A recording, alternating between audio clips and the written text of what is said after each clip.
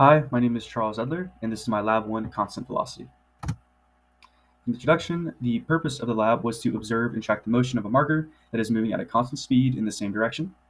Some equations we have to know for this experiment is that the net force is equal to the mass of the object times the net acceleration of the object, and this is also known as Newton's second law. We also have to know that the final position is equal to the initial position plus the initial velocity times delta t, which is the change in time. And in this experiment, it is changing at a constant rate, so there's no net force acting on it.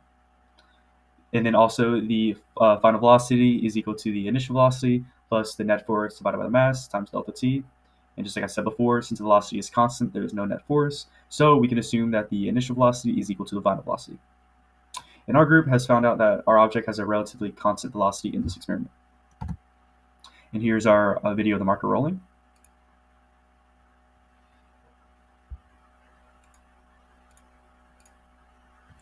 And this is the overall data from the tracker we used. On the right side, the orange line given by the graph is the slope or velocity of the marker rolling. And we can see that due to the line being relatively linear and flat, we can tell that there is no acceleration, no net acceleration acting on the marker rolling. So we can assume that is an overall constant velocity. In this experiment, the system of the experiment is the 150 gram marker or 0.15 kg marker. And with a zero net force acting on the object, we assume that the magnitude of the force, the normal force, which is upward, and the gravity force, which is downward, are equal to each other. And you want to find this, you just multiply the mass times the force of gravity, which is 0.15 kg, times 9.8 meters per second squared. And there's no rightward force acting on the marker, so we have to make the assumption that there is no friction acting on the marker due to there being an overall zero net force. And some initial conditions we have for the object rolling is that the initial velocity is 0.05758 meters per second, and the initial position is negative 0.0002 meters. And this is the coding we used when importing in. The most important things we have to know is line 32, which is the mass of the ball, or the marker rolling, which is 0.15 kg. And then line 35 and 36, we have the marker velocity and position. The position would start at the initial position, which is negative 0.0002 meters. And the same with the velocity, its initial velocity, which is 0.05758 meters per second. And then going down to line 40, the change in time was around 0.033 seconds, which is 1 over 30 but more accurate. And then going down to line 51, our data stopped being tracked at 25 over 30, which is around 0.86 seconds. And going to line 56, there is no net force, so the vector is all zeros.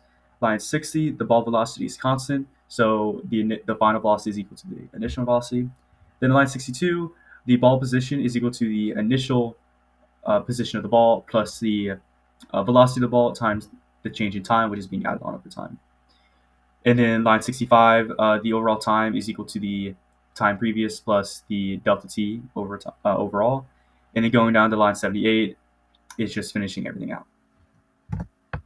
And this is the results of the coding. The left graph is a bit errored because we recorded our data in centimeters, not meters. So the only thing that would be changing is that the data on the left would just be divided by 100 to convert it from centimeters to meters. And also on the right, the velocity would be divided by 100 to make it meters per second, not centimeters per second. But overall, we can tell from this that the position is increasing at a constant rate and the velocity is constant. And then some what ifs we have to know is when we're analyzing the video data and tracker, you made a choice of the orientation of the axes. Discuss briefly how your results would change if you were to flip the axes, if the positive x would be the negative x.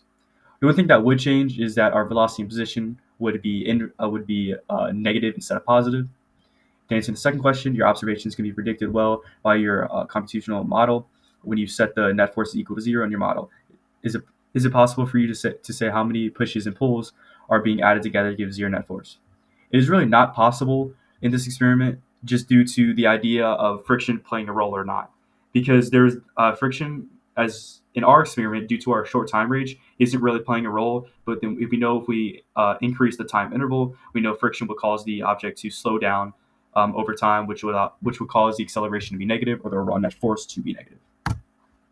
So our conclusion, we were to observe that an object with a constant speed will have a zero net force. But in reality, in this experiment, the net force would not be zero because friction will be acting on our object. We just due to our short time interval, we weren't able to see that occurring.